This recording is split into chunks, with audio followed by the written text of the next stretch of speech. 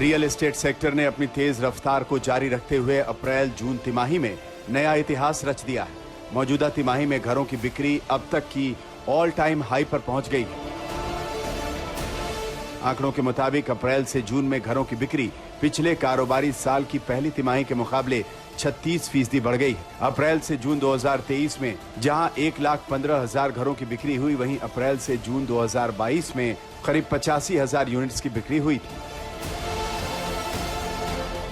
ये बढ़ोतरी जनवरी से मार्च के मुकाबले महज 1% है, जिससे समझा जा सकता है कि कैसे घरों की डिमांड लंबे समय से टॉप गियर में बनी हुई है। जानकारों का भी मानना है कि इस साल घरों की बिक्री में डबल डिजिट में ग्रोथ हो सकती है। अगर इस बिक्री में हुए इजाफे में अलग अलग शहरों का रोल देखें तो अप्रैल से जून 2022 के मुकाबले मुंबई मेट्रोपॉलिटन रीजन यानी MMR में 51%, पुणे में घरों की बिक्री में 65% का उछाल दर्ज किया गया है।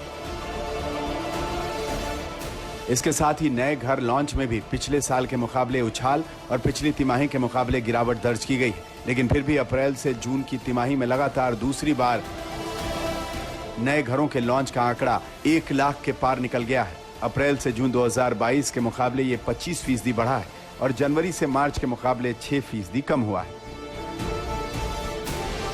इन नए घर लॉन्च में भी बाजी MMR और पुणे के हाथ लगी है।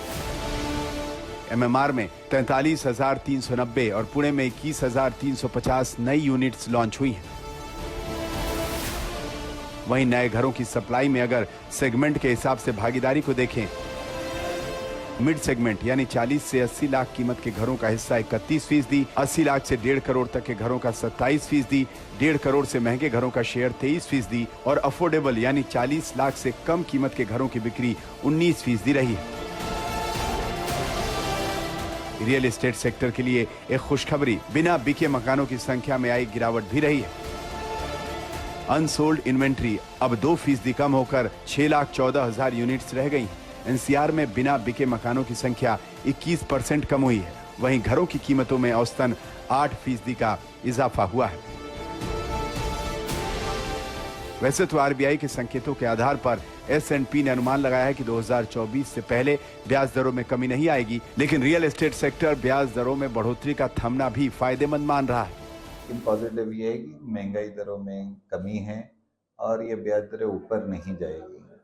तो इस उम्मीद के साथ में कि मौसम इस बार जो बारिश का है वो बेहतर हो। अभी तक के तो डिलेड मानसून है, पर शायद आने वाले महीनों में ये कवर हो और हमारी एग्रीन का नुकसान कम हो और उस पर इफेक्ट आए, जिसके कारण ये ब्याज दरों में कमी आ सके इसी साल और हम इसका फ़ायदा उठा सकें।